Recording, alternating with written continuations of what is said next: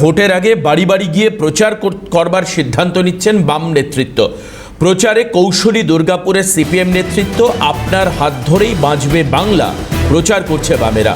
বাড়ি বাড়ি প্রচারপত্র বিলি বাম কর্মী সমর্থকদের।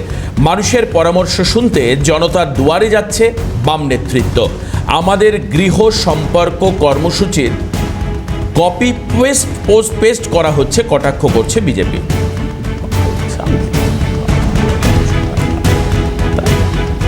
কি বলেছেন বিজেপির তরফ থেকে শুনব।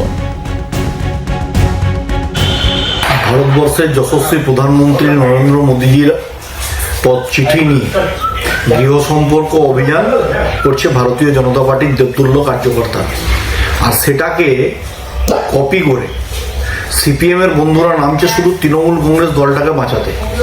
কারণ সিপিএম শূন্য হয়ে গেছে, মহাশূন্যের দিকে যাচ্ছে। আর এই মহাশূন্যের দিকে যেতে যেতে যাকে বাঁচাবার চেষ্টা করছে সিপিএমকে বিটি মিসাল, যারা পেনশন দেয় মাসে, তার নাম হচ্ছে তৃণমূল কংগ্রেস। বিজেপি বলছে বামেদের এই কর্মসূচি বিজেপির কর্মসূচির কপি পেস্ট। আর বাম নেতৃত্ব কি বলছেন শুনব। আমরা কার্যত মানুষের কাছে বলছি যে দুর্গাপুরে বামপন্থীরা ছাড়া বিকল্প কোনো রাস্তা নেই।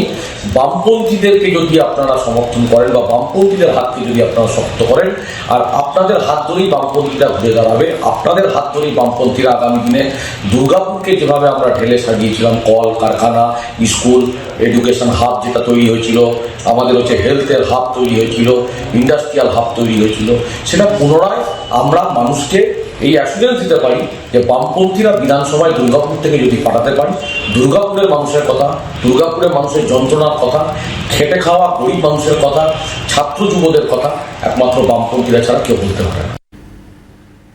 বাম বিজেপির এই বাক বিতর্কে কি বলছে তৃণমূল শুনুন। পাগল কিনা বলে ছাগলে কিনা খায়।